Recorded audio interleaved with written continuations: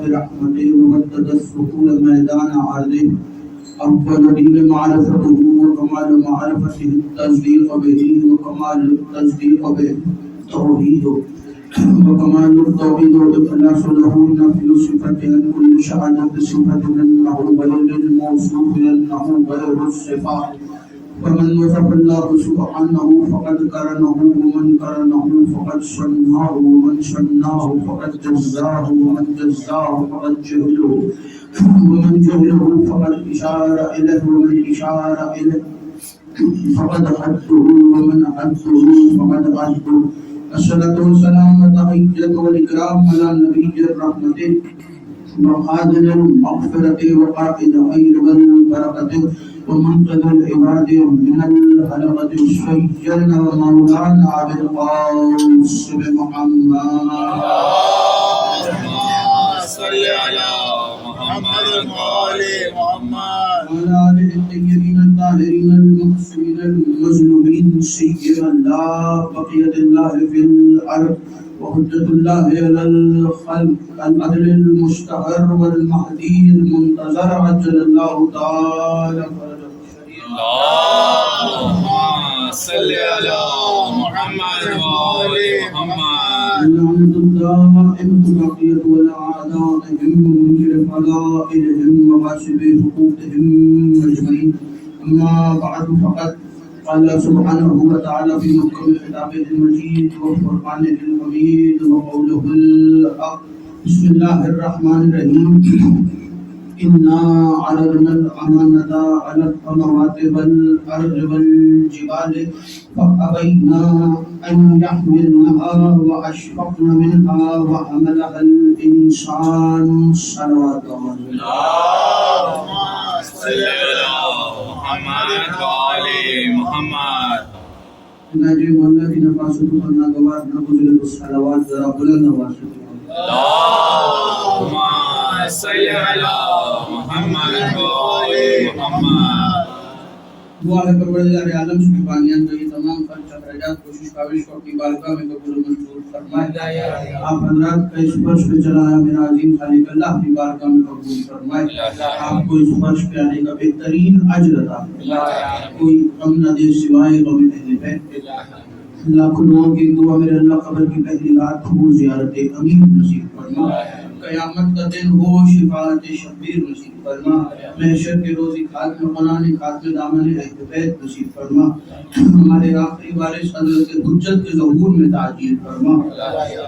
ہمیں امام کے انوار و انصار میں شامل فرما اور ہر عزادار کو مرنے سے پہلے لازمی ایک مرتبہ تمام زیارات مقدسہ کی زیارت نصیب فرما.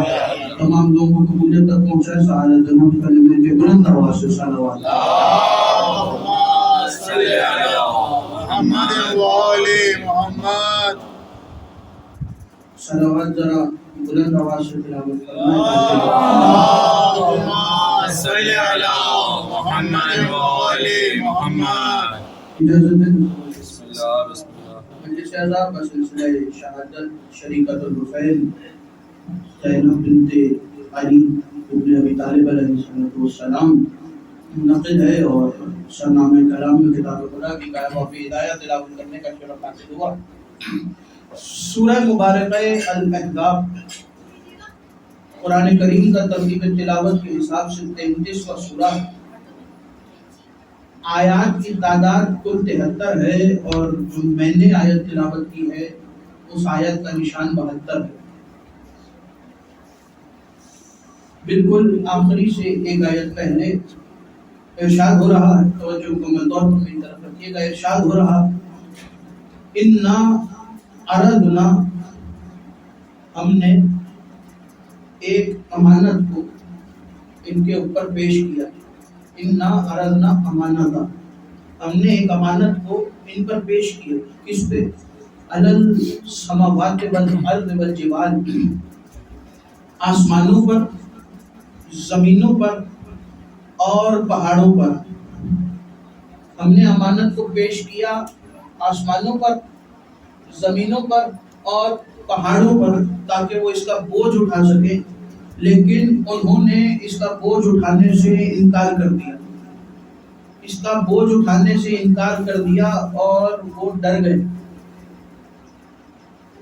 آیت میں خدا فرما رہا ہے کہ کوئی امانت ہے جو اتنی وزنی امانت ہے کہ اس کا بوجھ نہ آسمان اٹھا سکے، نہ زمین اٹھا سکے، نہ پہاڑ اٹھا سکے۔ زمین وہ ہے کہ جس نے پہاڑوں کا بھی بوجھ اٹھایا ہوا ہے، تو زمین جب اس امانت کا بوجھ نہیں اٹھا سکی، پہاڑ اس امانت کا بوجھ نہیں اٹھا سکے، آسمان اس امانت کا بوجھ نہیں اٹھا سکے۔ ایک بندہ حضرت امام جعفر صادق علیہ السلام کی بارگاہ میں حاضر ہوا اور اس آیت کو تلاوت کر کے کہنے لگا کہ یبنا رسول اللہ، یہ جو آیت ہے سورہ احزاب کی، اس کے اندر اللہ کون سی امانت کی بات کر رہا ہے؟ ایسی کون سی امانت ہے کہ جس کا وزن اتنا زیادہ ہے کہ اس وزن کو نہ پہاڑ اٹھا سکے، نہ آسمان اٹھا سکے اور نہ زمینیں اٹھا سکیں؟ تو امام نے فرمایا کہ وہ امانت جس کا وزن کوئی نہیں اٹھا سکا اس کائنات میں، وہ امانت کوئی نہیں بلکہ امامت و ولایت ہے۔ وہ امانت جس کا بوجھ کوئی نہیں اٹھا سکا، وہ امانت امامت و ولایت ہے کہ جس کا بوجھ کوئی نہیں اٹھا سکے۔ اس نے کہا کہ مولا، اگر خدا نے، توجہ مکمل طور پہ میری طرف رکھیے گا، اگر خدا نے اس امانت کے بوجھ کو آسمانوں، زمینوں اور پہاڑوں پہ پیش کیا اور انہوں نے اٹھانے سے انکار کر دیا، تو کوئی تو ہوگا جس نے اس امانت کے بوجھ کو اٹھایا ہو۔ کیا کوئی نہیں ہے ایسا؟ توجہ مکمل طور پر میری طرف رکھیے گا، میں اس تقریر کا پہلا نتیجہ آپ کے حوالے کرنے جا رہا ہوں۔ کیا کوئی نہیں ہے جو اس امانت کے بوجھ کو اٹھائے؟ کوئی نہیں ہے جو اس امامت کے بوجھ کو اٹھائے؟ تو خدا نے کہا کہ کیوں پریشان ہو رہے ہو؟ امام نے کہا کیوں پریشان ہو رہے ہو؟ امام صادق نے فرمایا ذرا تاریخ میں پیچھے جاؤ، میں تمہیں دو منظر دکھاتا ہوں کہ جہاں کسی نے امامت کے بوجھ کو اٹھایا ہے۔ اس نے کہا مولا وہ کون سے منظر ہیں؟ امام نے کہا پہلا وہ منظر یاد کرو کہ جب رسول خدا کی پشت پہ امیر المومنین موجود تھے۔ یہ پہلا موقع ہے کہ جب رسول خدا نے امامت کے بوجھ کو اٹھایا ہے۔ بندے نے ہاتھ باندھے اور کہا کہ مولا یہ تو سمجھ میں آ گیا کہ امامت کا بوجھ نبوت اٹھاتی ہے، تو اپنا رسول اللہ یہ بتائیے کہ وہ دوسری ہستی کون ہے کہ جس نے امامت کے بوجھ کو اٹھایا ہے؟ میں مصائب میں سے فرائض نکال کے آپ کے حوالے کر رہا ہوں۔ رسول خدا کے فرزند نے کہا کہ پہلی ہستی ہے رسول خدا جس نے امامت کے بوجھ کو ولایت کو بوجھ کو اٹھایا ہے۔ اس نے کہا مولا دوسری ہستی کون ہے؟ کہ دوسری ہستی اسی نبی کی نواسی ہے، کربلا کے میدان میں شام غریبہ جلتے ہوئے خیموں سے اپنی پشت پہ امامت کا بوجھ اٹھا کے آ گئی۔ جلتے ہوئے خیموں سے اپنی پشت پہ امامت کا بوجھ اٹھا کے جو ہستی آئی ہے وہ ہستی کوئی اور نہیں بلکہ زینب بنت علی، فاتح شام، سید سجاد کو پشت پہ اٹھا کے جناب زینب نے جلتے ہوئے خیمے سے باہر نکالا۔ اور اس وقت بیوی نے کہا تھا کہ یاد رکھو صرف کائنات میں نبی ہی وہ نہیں جو امامت کے بوجھ کو اٹھائے، بلکہ کچھ اور ہستیاں بھی ہیں جو امامت کے بوجھ کو اٹھا سکتی ہیں، جو ولایت کے بوجھ کو اٹھا سکتی ہیں۔ تو خدا نے، توجہ مکمل طور پر رکھیے گا، خدا نے 1,24,000 انبیاء اتارے ہیں ہدایت کے لیے، اور ہر ہادی کے ساتھ کوئی نہ کوئی مذکور رکھی ہے تاکہ وہ بھی اپنا ایسا عمل انجام دے سکے تاکہ دنیا والے دیکھ کے اس خاتون کو آئیڈیل بنا سکے، دنیا کی جو خواتین ہیں وہ اس خاتون کو دیکھ کے آئیڈیل بنا سکے۔ تو میرے اللہ ایسی کون سی خواتین ہیں؟ خدا نے کہا کہ ہم نے حوا کو اتارا۔ حوا کائنات والوں کے لیے آئیڈیل تھی، لیکن حوا مکمل خاتون نہیں تھی، حوا مکمل مستور نہیں تھی، اس لیے کہ حوا یہ نہیں بتا سکتی کہ ماں باپ کا احترام کیسے کرنا ہے۔ حوا ماں باپ کے بغیر آئی ہے، حوا یہ نہیں بتا سکتی کہ ماں اور باپ کا احترام کیسے کرنا ہے۔ خدا نے کہا دوسری مذکور جو ہم نے اتاری ہے وہ ہے سارا، فرعون کی زوجہ۔ وہ یہ نہیں، سارا خاتون ہے لیکن مکمل خاتون نہیں ہے۔ سارا یہ نہیں بتا سکتی کہ شوہر اگر کافر ہو تو اس کا احترام کیسے کرنا ہے۔ سارا یہ نہیں بتا سکتی کہ شوہر کا احترام کیا ہے. اس کے بعد ایک اور بیوی ہے جو بغیر شوہر کے ہے، جناب عیسیٰ کی ماں جناب مریم. خدا نے کہا کہ عیسیٰ ماں اور باپ کا احترام تو بتا سکتی ہے، عیسیٰ اولاد کا احترام تو بتا سکتی ہے، جناب مریم اولاد کا احترام تو بتا سکتی ہے، ماں باپ کا احترام تو بتا سکتی ہے، لیکن عیسیٰ کی ماں مریم یہ نہیں بتا سکتی کہ شوہر کا احترام کیا ہے. جس کا شوہر ہی نہ ہو وہ شوہر کا احترام کیسے بتائے گی؟ خدا نے کائنات میں مسرورات کو اتارا لیکن کوئی بیوی مکمل مسرور نہیں تھی. لیکن کچھ عرصے کے بعد جب آخری نبی زمانے میں آیا تو خدا نے آخری نبی کی گود میں ایک بیوی کو اتارا اور کہا کہ اے محمد تم زمانے کے لیے رحمت ہو اور یہ تمہارے لیے رحمت ہے. اے محمد مصطفیٰ تم زمانے کے لیے رحمت ہو، یہ محمد کے لیے رحمت ہے. خدا نے اس بیوی کو دنیا میں اتار کے بتایا کہ دنیا والوں یاد رکھو رسول کی بیٹی فاطمہ زہرا مکمل مستور ہے، اس لیے کہ فاطمہ بیٹوں کا احترام بھی بتا سکتی ہے، فاطمہ ماں کا احترام بھی بتا سکتی ہے، فاطمہ باپ کا احترام بھی بتا سکتی ہے، فاطمہ شوہر کا احترام بھی بتا سکتی ہے. لیکن میرے اللہ یہاں بھی ایک گوشہ باقی رہ گیا. فاطمہ کو بھائی تو ملے لیکن تو نے بھائیوں کو اتنا جلدی لے لیا کہ فاطمہ دنیا والوں کو یہ نہ بتا سکی کہ بھائی سے محبت کیسے کرنی ہے، بھائی کا احترام کیسے کرنا ہے. اس بیوی کے بعد ایک بیوی ایسی آئی، اتنی مکمل خاتون ہے فاطمہ کہ خدا نے سیدۃ النساء العالمین کا لقب دیا ہے سیدہ فاطمہ الزہرا کو. لیکن اتنی مکمل مستور ہونے کے بعد بھی خدا نے کائنات میں ایک بیوی ایسی اتاری جو ثانیہ زہرا بن گئی. خدا نے ایک بیوی ایسی اتاری جو ثانیہ زہرا بن گئی. لیکن علی کی بیٹی اتنی مکمل خاتون ہے کہ علی کی بیٹی تو ثانیہ زہرا بن گئی لیکن 1400 سال گزر گئے کوئی ثانیہ زینب نہیں بن گیا. 1400 سال گزر گئے کوئی ثانیہ زینب نہیں بن سکا. ثانیہ زہرا تو بن گئی. علی کی بیٹی اتنی مکمل کہ باپ کا احترام بھی بتائے گی، شوہر کا احترام بھی بتائے گی، ماں کا احترام بھی بتائے گی، بیٹوں کا احترام بھی بتائے گی، اور بھائی کا احترام تو ایسا بتایا کہ دنیا والوں نے کہا کہ بس یہ ہی شریکۃ الحسین ہے.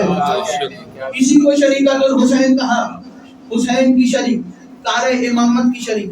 اور ایسے ہی شریکۃ الحسین نہیں کہا، یہ دنیا والوں نے لقب نہیں دیا، امام معصوم نے لقب دیا ہے جناب زینب کو شریکۃ الحسین. حسین کی شریک، حسین کے مقصد کی شریک، قار امام حسین کی شریک. توجہ میں جملہ آپ کے حوالے کر رہا ہوں. رسول خدا نے اپنی گود میں بٹھا کے رسول خدا نے فرمایا کہ دیکھو دنیا والوں فعارفوا حاضر حسین، یہ حسین ہے، اسے پہچان لو، حاضر حسین یہ حسین ہے. پھر رسول خدا نے فرمایا یاد رکھو الحسین منی وانا من الحسین، حسین مجھ سے ہے اور میں حسین سے ہوں. حسین مجھ سے ہے اور میں حسین سے ہوں. حسین مجھ سے ہے، میں دیکھوں گا کہ وہ کون ہے جو حسین ابن علی کا چاہنے والا ہے اور جناب زینب کے فضائل سے کے نہ بولے. تو رسول خدا نے کہا حسین منی وانا من الحسین، حسین مجھ سے ہے اور میں حسین سے ہوں.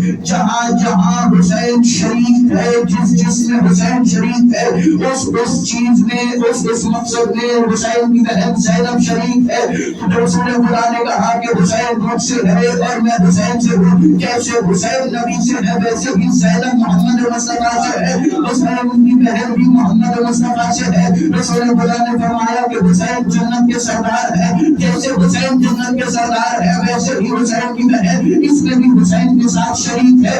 حسین کے ساتھ محمد مصطفیٰ سے ہونے میں بھی شریک ہے، حسین کے ساتھ جنت کے سردار ہونے میں بھی شریک ہے.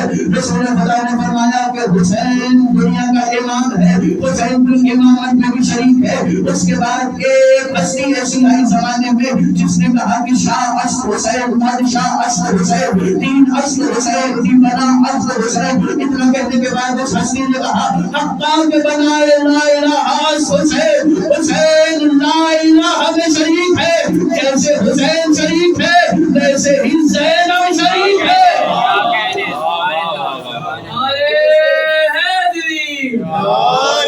محمد وعلی محمد صلی اللہ علیہ وسلم. جیسے حسین شریک ویسے ہی زینب شریک، شریک کار امامت، علی کی بیٹی، حسین کی بہن، عباس کی بیٹی. خدا نے دنیا میں ہدایت کے لیے نبیوں کو اتارا. ان کے ساتھ مستورات کو اتارا۔ حجت خدا، یہ یاد رکھیے گا کہ اگر زمانے میں ایک ساتھ دو حجتیں ہوں تو ایک حجت کلام کرتی ہے، دوسری خاموش رہتی ہے۔ اس سے بڑے فضائل علی کی بیٹی کے میرے پاس نہیں، کیونکہ یہ وہ بیوی ہے کہ جس کے سب سے زیادہ مسائل پڑھے جاتے ہیں۔ میں مسائل میں سے فضائل نکال کے آپ کے حوالے کروں۔ اگر زمانے میں ایک ساتھ دو حجتیں ہوں تو ایک حجت کلام کرتی ہے، ایک خاموش رہتی ہے۔ مثال آپ کے حوالے کر دوں، حضرت موسیٰ اور حضرت ہارون ایک وقت میں دو حجتیں ہیں خدا کی، ایک نے کلام کیا، ایک خاموش رہا۔ موسیٰ کلام کرتے رہے، ہارون خاموش رہے۔ حضرت موسیٰ اور حضرت ہارون کے بعد خدا کی دو حجتیں جو ایک وقت میں جمع ہوئی، حضرت یعقوب اور حضرت یوسف۔ یعقوب کلام کرتے رہے، یوسف خاموش رہے۔ حضرت یوسف کے بعد خدا کی جو دو حجتیں جمع ہوئی، مصطفیٰ اور مرتضیٰ۔ مصطفیٰ جب تک مرتضیٰ کی زندگی میں مصطفیٰ زندہ رہے تب تک مصطفیٰ کلام کرتے رہے، مرتضیٰ خاموش رہے۔ مرتضیٰ کے بعد ایک وقت میں دو ہستیاں جمع ہوئی، مرتضیٰ اور مجتبیٰ۔ جب تک مرتضیٰ کلام کرتے رہے تب تک مجتبیٰ خاموش رہے۔ مصطفیٰ کی زندگی میں ایک اور ہستی آئی، امام حسین۔ جب تک امام حسن مصطفیٰ کلام کرتے رہے تب تک امام حسین خاموش رہے۔ لیکن کیا کہنے علی کی بیٹی کے جتنی حجتیں آئی ہیں، ایک حجت خاموش رہی ہے، ایک حجت بولی ہے، ایک حجت خاموش رہی ہے، ایک حجت بولی ہے۔ کیا کہنے علی کی فاتح شام بیٹی کے شام کے دربار میں خدا کی دو حجتیں خاموش ہیں اور علی کی بیٹی کلام کر رہی ہے۔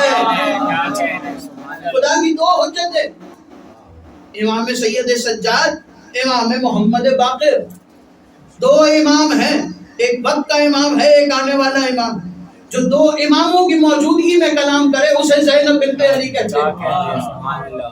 تو دو اماموں کی موجودگی میں، اور جو ایسی ہستی ہے کہ 2 سال کا عرصہ وہ ہے کہ جب تک جناب زینب موجود رہی ہیں تب تک سید سجاد امام وقت ہے، لیکن پھوپھی کی اجازت کے بغیر کوئی کام نہیں کر رہے۔ امام وقت ہے، امام اگر چاہے حکم دے اپنی مرضی سے کام کر سکتا ہے، لیکن امام نے بتایا کہ زینب خدا کی ایسی حجت کا نام ہے کہ جس کے بغیر امام وقت بھی کلام نہیں کر سکتا۔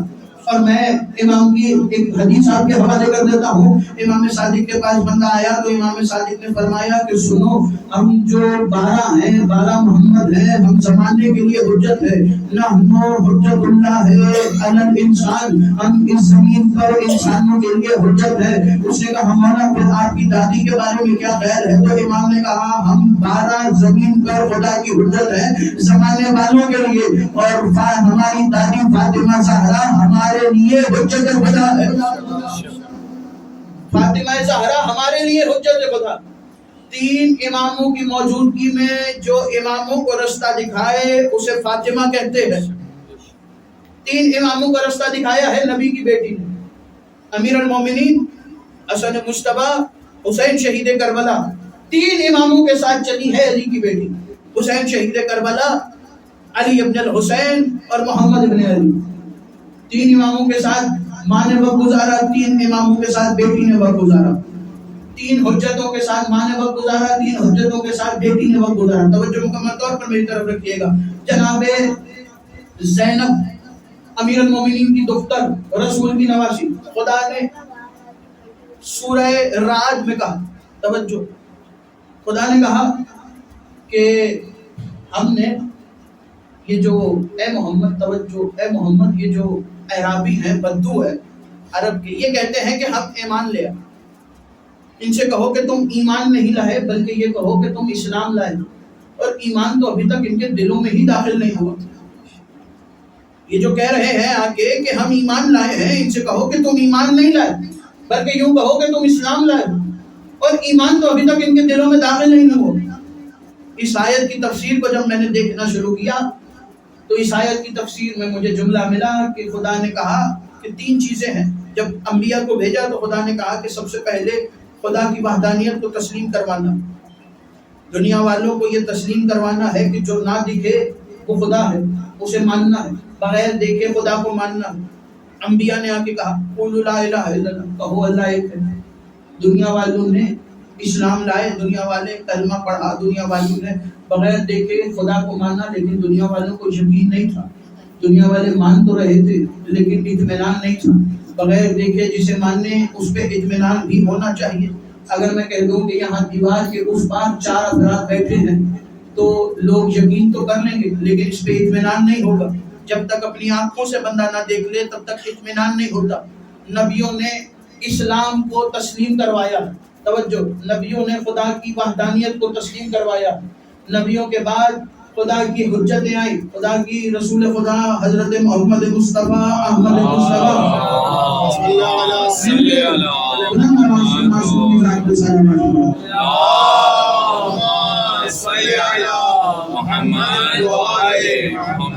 امام نے فرمایا کہ ہماری ذات پر بلند آواز سے درود پڑھنے سے دلوں سے نفاق دھل جاتا ہے. دلوں سے کینہ دور ہو جاتا ہے, نفاق دھل جاتا ہے. تو آج کے دور میں درود بلند آواز سے پڑھنا زیادہ ضروری ہے. مل کے بلند آواز سے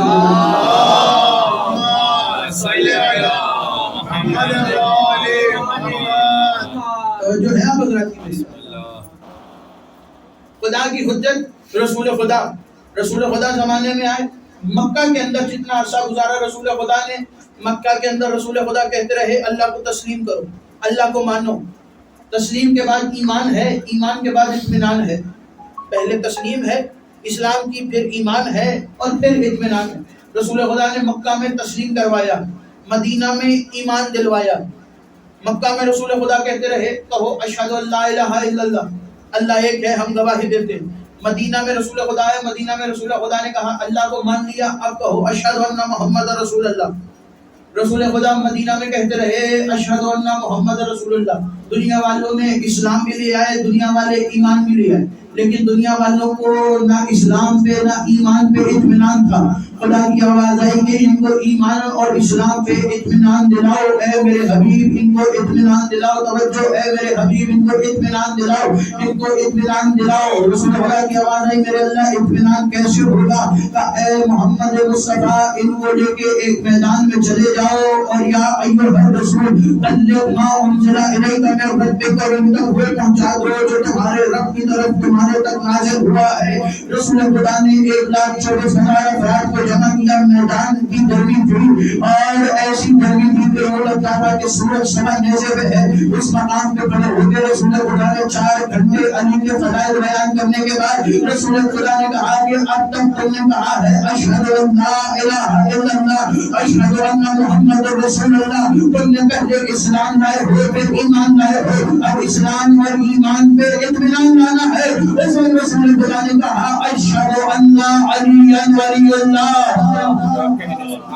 اسلام اور ایمان کے بعد جو اطمینان ہے اس کا نام علی ولی اللہ ہے. خدا کی توحید, محمد کی رسالت کے بعد جو اطمینان ہے اس کا نام علی ولی اللہ.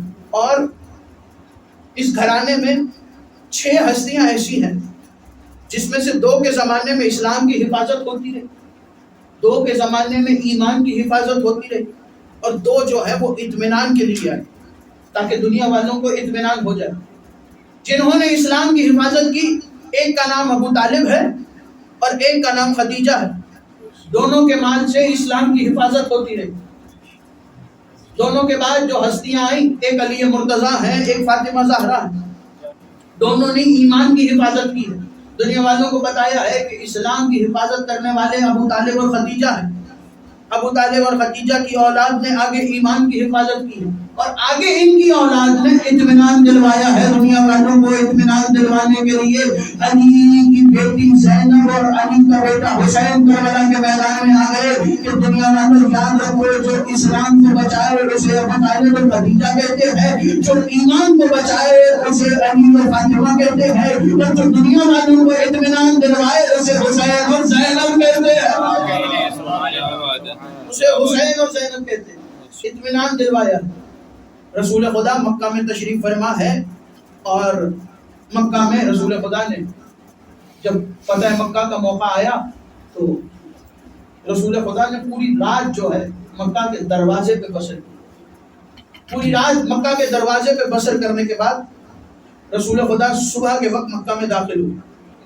جب رسول خدا صبح کے وقت مکہ میں داخل ہوئے, رسول خدا بیٹھے, پورے مکہ کے لوگ جمع ہوئے. ایک شخص کھڑا ہو کے رسول کے برابر میں, توجہ, رسول کے برابر میں کھڑے ہو کے کہنے لگا کہ یا رسول اللہ یہ جو ہے آپ نے میری طرف دیکھتے ہیں، یہ جو ہے اس نے آپ کی راستے میں کانٹے بچھائے تھے. رسول نے کہا اسے بھی ہم نے معاف کیا. یا رسول اللہ اس نے اپنی چھت سے آپ پہ کوڑا پھینکا تھا. رسول نے کہا ہم نے اسے بھی معاف کیا.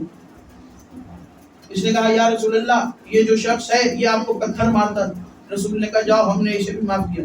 پورا دن رسول کی خدا کی رحمت جو ہے وہ جوش میں رہی اور خدا کی رحمت جو ہے وہ اپنے گناہ گاروں کو معاف کرتی رہی جنہوں نے رسول کو اذیت پہنچائی تھی مکہ کے اندر. وہ رسول خدا فتح مکہ کے موقع پر سب کو معاف کرتے رہے. یہ خبر پھیلتے پھیلتے بنو امیہ کے ایک سردار تک پہنچی تو چلتا چلتا اس نے کہا کہ چونکہ رسول کی رحمت جوش میں ہے تو چلتا چلتا رسول کی بارگاہ میں آیا اور اس شخص نے کہا کہ یا رسول اللہ آپ صبح سے سب کو معاف کر رہے ہیں، یہ بھی معافی کا طلبگار ہے، یہ بھی معافی کا طلبگار ہے، آپ سے معافی چاہتا ہے. رسول نے اس کی چہرے کی طرف دیکھا اور چہرے کی طرف دیکھ کے رسول کے ذہن میں آیا کہ وہ جو تھے وہ صرف میرے گناہ گار تھے، یہ خدا اور محمد دونوں کا گناہ گار ہے. رسول سارا دن جو کہتے رہے جاؤ تمہیں ہم نے معاف کیا، جاؤ ہم نے تمہیں معاف کیا، جاؤ ہم نے تمہیں معاف کیا.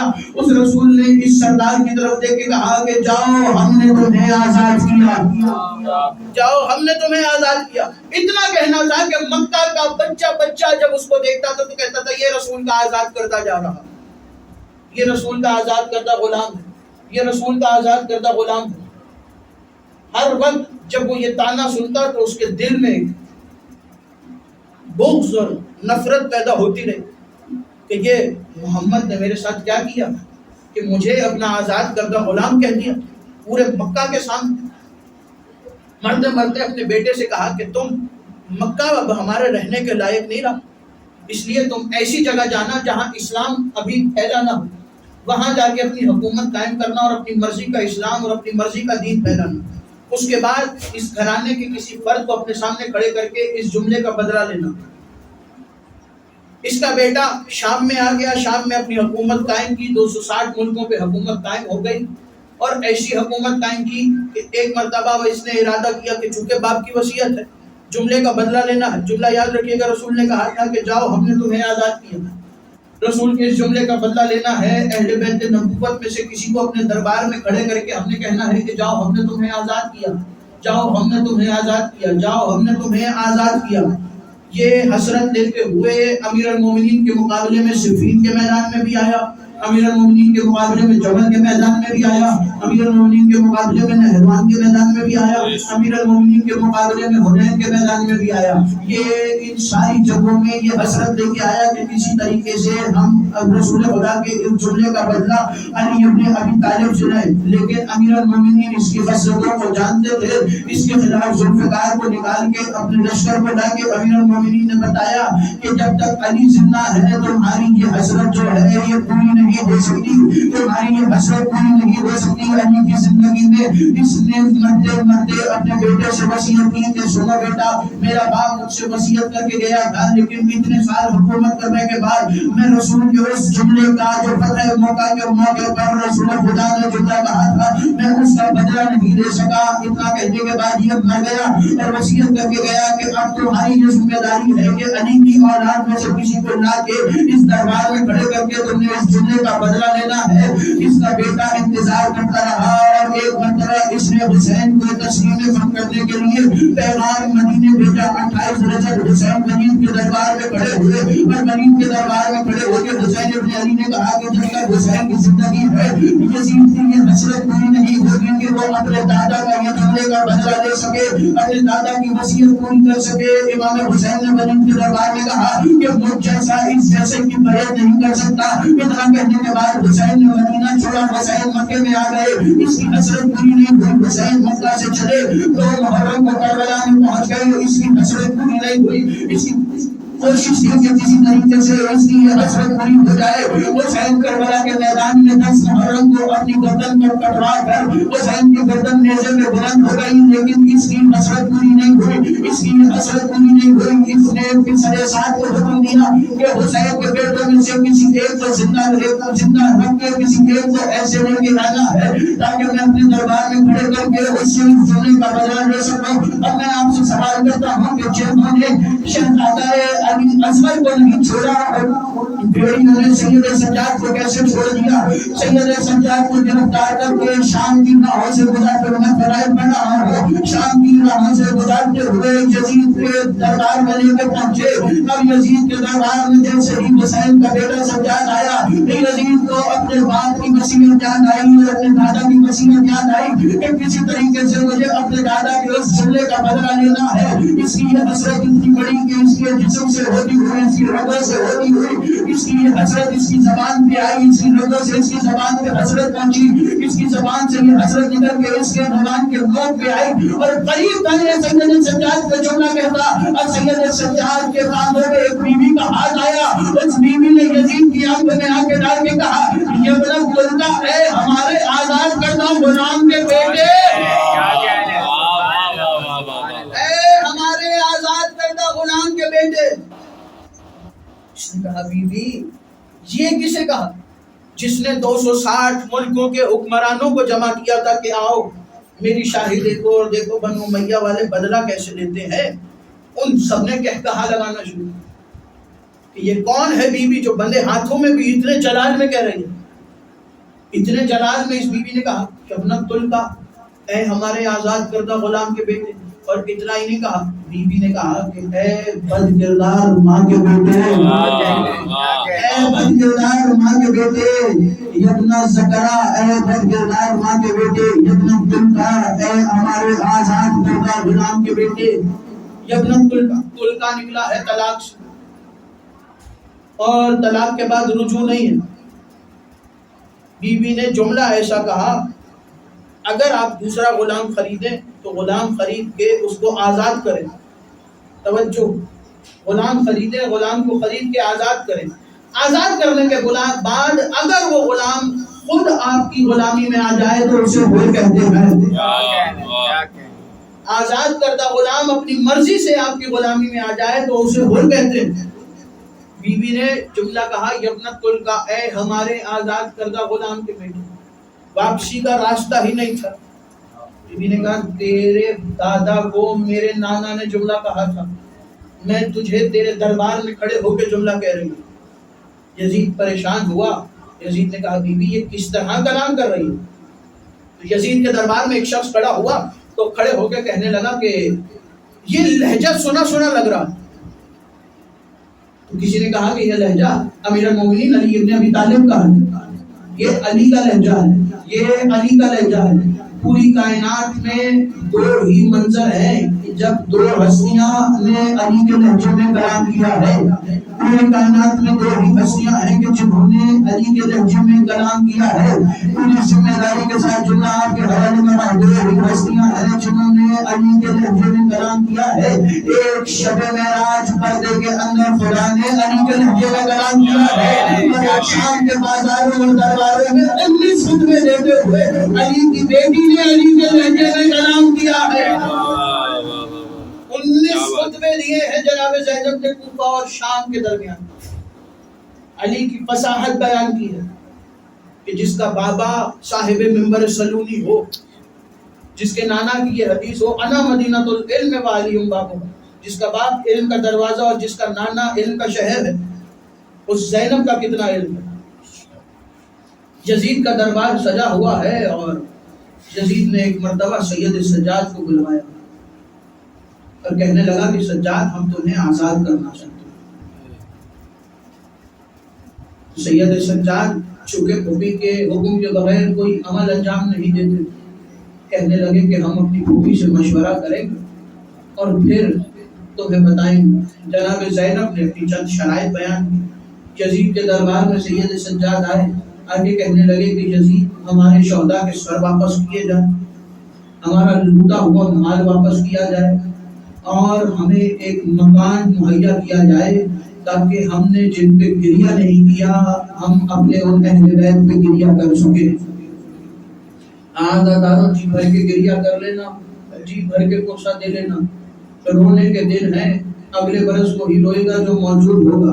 اپنی ہر مجلس کو آخری مجلس سمجھ کے رویا کرو۔ امام صادق فرماتے ہیں کہ خدا و نوازوں پہ رحمت نازل کرے جو ہمارے جد کے مصائب میں بلند ہوگی۔ اور آج تو اس بی بی کے مصائب ہیں کہ جس کا بھائی رو کے کربلا کے میدان میں کہتا رہا انا قدیم العبرات لہو جسے رلا رلا کے مارا گیا، میں وہ ہوں جسے رلا رلا کے مارا گیا۔ ہاں ازاداروں، رہائی ملی، مکان مہیا کیا گیا، حسین کی پہلی فرش رضا بچھائی گئی، شام کی عورتیں رضاکار بن کے آئیں، بیویاں حسین کے گھر کی بیویاں جمع ہو گئی۔ کوئی بیوی کہتی ہے ہائے ابی اکبر، کوئی بیوی کہتی ہے ہائے قاسم، کوئی بیوی کہتی ہے ہائے رانا محمد، کوئی بیوی کہتی ہے واہ اکبر صاحب، کوئی بیوی کہتی ہے واہ حسینہ، حسین کا قصہ ہو رہا ہے۔ کوئی کسی کو حسین کا قصہ دے رہی ہے، کوئی بیوی کسی کو ابی اکبر کا قصہ دے رہی ہے، کوئی کسی کو ابی اسما کا قصہ دے رہی ہے، کوئی بیوی قاسم کا قصہ دے رہی ہے۔ اسی اسنا میں تاریخ نے منظر لکھا کہ ساری بیویوں میں سے حسین کی شریکہ پر حسین پہلی کھڑی ہوئی، حسین کی پہلی مجلس رضا میں حسین کی ذاکرہ ڈھک کے امی کی بیٹی نے مسائل پڑھنا شروع کیے، اور امی بیٹی بھی مسائل پڑھ رہی ہے، جو سجدہ قدم پہ کھڑی ہو رہی کہتی نہیں ظالم نہ مار، میری ماں نے جنگیاں پیس پیس کے مارا، ظالم نہ مار، میری ماں نے جنگیاں پیس پیس کے پالا ہے۔ ہاں ازادارو، علی کی بیٹی حسین کی بہن مسائل پڑھ رہی ہے، ایک آواز بلند ہوئی بیویوں رستہ بناؤ، شہداء کے سراتے ہیں، علی اکبر کا سر آیا، اور محمد کے سر آئے، قاسم کا سر آیا، علی اصغر کا سر آیا، حبیب بن مظاہر کا سر آیا، حسین کے اصحاب کے سر آئے، بنی ہاشم کے سر آئے، سب کے سر جمع ہو گئے۔ ایک مرتبہ آواز آئی بیویوں رستہ بناؤ، عباس ابن علی کا سر آ رہا ہے، بیویوں نے رستہ بنایا، ایک مرتبہ بندے کے درمیان میں عباس کا سر اتریا، بیویوں نے دائرہ بنایا، کوئی بیوی روک کہتی تھی ماں حجابا، کوئی بیوی کہتی تھی ماں پاسا، کوئی عباس کا ماتم ہو رہا تھا، آواز آئی بیویوں رستہ بناؤ، حسین کا سر آ رہا ہے، حسین کا سر آیا، بیویوں نے دائرہ بنایا، ماتم شروع کیا، روک کہتی تھی ماں حسینہ، ماں مظلومہ، ماں شہیدہ، ماں حسینہ، حسین کا ماتم ہو رہا ہے۔ ایک مرتبہ لوٹا ہوا مال واپس آیا، بیوی نے گٹڑی کھولی، گٹڑی میں سے چادر نکالی، آواز دے کے کہا بہن امی کلثوم یہ تمہاری چادر آ گئی، اے ام رباب یہ آپ کی چادر ہے، اے ام زینب فرمائی یہ آپ کی چادر ہے، اے ام رباب یہ آپ کی چادر ہے۔ ساری بیویوں کو چادر واپس کی، ایک مرتبہ گٹڑی کو جو دیکھا، گٹڑی میں سے دو ننھے ننھے سے گوشوارے نکلے، گوشواروں کو دیکھ کے شام کے زندان کا رخ کر کے کہنے لگے اے سکینہ آؤ دیکھو وہ گوشوارے آ گئے جو بابا نے بڑی محبت سے پہنائے تھے، اے سکینہ گوشوارے آ گئے۔ ہمارے ایک مرتبہ اس گٹڑی میں سے ایک کرتا نکالا، کرتے کو دیکھ کے دوبارہ حسین کا ماتم شروع ہو گیا، ازاداروں کرتے کو واپس گٹڑی میں رکھا، قافلہ تیار ہو گیا، محمل پہ ساری بیویاں سوار ہو گئی، آواز دی ہے سید سجاد تمہاری ماں رباب نظر نہیں آ رہی، اے بیٹا سجاد تمہاری ماں رباب کہاں ہے؟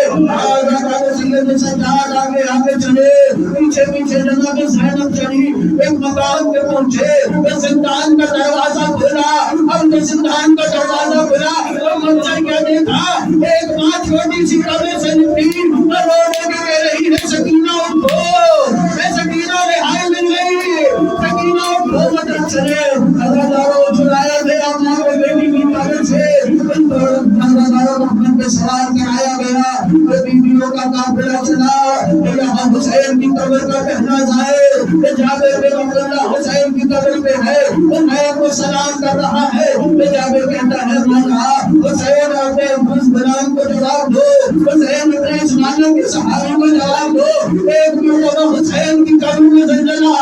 آواز نہیں ہے جاوے ہٹ جا، حسین کی بہن اپنے بھائی پر شہید کرنے پر بنا گئی، نمازن میں جو نہ لکھا قبر حسین میں محمر آخر تھا، محمر کے بیٹھنے کا انتظار نہیں کیا، بلکہ جناب زینب نے اپنے آپ کو قبر حسین میں ایسے اٹھایا جیسے 10 محرم بغیر ہاتھوں کے عباس نے جیت چھوڑی تھی۔ قبر حسین سے اٹھی بہن آواز دی بھیا ذرا قبر سے باہر آؤ، اے بھیا دیکھو تمہاری بہن کو کتنا مارا گیا، اے بھیا شان غریب اور چادر روٹی گئی، اے بھیا ہمیں تازیانے مارے گئے، اے بھیا ہمیں پتھر مارے گئے۔ بھائی کا بریہ کرنے کے بعد ایک مرتبہ بہن اٹھی، کربلا چلا بلا چلا واپس مدینے پہنچا، کچھ بھر کے رونے لگا نظارے، یہ علی کی بیٹی کے مسائل ہے، اگلے برس وہی ہوئے گا جو موجود ہوگا۔ ہزاروں رونے میں شرمانا نہیں، کیا پتا اس میں بیوی کا بھتیجا تمہارے کہنے کا بیٹا ہو۔ ہزاروں ایک مرتبہ کافلا مدینے پہنچا، مدینے میں بیویاں داخل ہوئی، بیویاں جو مدینے میں داخل ہوئی، ایک مرتبہ قبر رسول کے نواسی رسول میں آئی، تاکہ کہنے لگی نانا ذرا قبر سے باہر آؤ، اے نانا تم سے نواسی ملنے آئی ہے، اے نانا آگے باہر دیکھو، اے نواسی کو تازیانے والے گئے، اے نانا آگے دیکھو، اے میرے ہاتھ میں رسل کی نشان ہے، اے نانا آگے باہر دیکھو، اے نواسی تمہارے نال کی مسل بچا کے آ گئی، لیکن اپنے آنو محمد پر قربان کر دیا۔ ہزاروں یہ کہتے آواز دی، اے نانا جب گھر کا کوئی چھوٹا باہر جاتا ہے تو گھر کے بڑوں کے لیے کچھ نہ کچھ لاتا ہے، نانا میں زیادہ کچھ تو نہ لا سکی، یہ کہتے ایک مرتبہ گھٹنی کھولی تو گھٹنی میں سے قمیص کو نکالا، تو گھٹنے کو قبر رسول میں رکھا، قبر رسول میں زنجر آیا، آواز آئی زینب اس گھٹنے کو ہٹا دے، آواز دے کے کہا نانا تم سے نواسے کا گردہ برداشت نہیں ہوا، ارے میں 70 قدم میں دیکھتی رہی، ظالم تیرا سر میں چلا رہا۔ مدینے میں آ گئے، حسین کی بہن نے مدینے میں فرش عزا بچھائی، حسین کا فرش عزا بچھ گیا، بیویاں مدینے والی آ رہی ہے، آگے پرسہ دے رہی ہے، پرسہ دیتے جاتے ہیں مدینے والے۔ ایک مرتبہ جناب آخری جملہ ہے میں منبر حوالے کر رہا ہوں، ایک مرتبہ جناب عبداللہ آئے، آگے کہنے لگے اے بیٹا سجاد اب تو اپنی پوتی سے کہو کہ ذرا کچھ دن کے لیے اپنے گھر میں لوٹ چلے، اتنا کہنا تھا۔ سید سجاد پوتی کے پاس آئے، اب جناب زینب اپنی مسجد سے اٹھے، ایک مرتبہ اپنے بھائی کی حویلی کے شہر میں آئی، اپنی شہر میں آ کے ایک مرتبہ جناب زینب نے حجروں کے بند دروازوں کو دیکھنا شروع کیا اور رو کے کہا ہے سجاد جب زینب اس حویلی سے پہلی مرتبہ نکلی تھی اس دروازے سے علی اکبر آیا تھا، اس دروازے سے قاسم آیا تھا، وہ میری پوست میں میرا عباس تھا، وہ میرے ہمراہ تم تھے، وہ میرے آگے آگے میرا حسین تھا۔ آج علی کی بیٹی علی کے گھر سے اکیلی جا رہی ہے، پھوپھی اماں تو میں آپ کے ساتھ چلوں گا۔ عزاداروں پھوپھی کو لے کے پھوپھی کے گھر میں پہنچے، جس بیوی نے نہ کربلا میں اپنے بچوں کا پرسہ لیا، نہ کوفہ میں اپنے بچوں کا پرسہ لیا، نہ شام میں اپنے بچوں کا پرسہ لیا، نہ واپس مدینے آنے کے بعد پرسہ لیا۔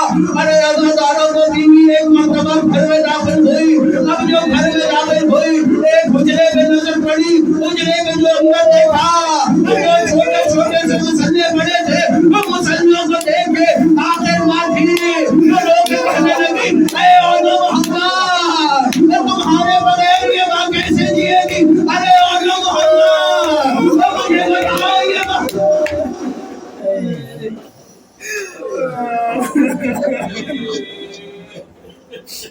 اللہ لعنت اللہ علی قوم الظالمین ماتم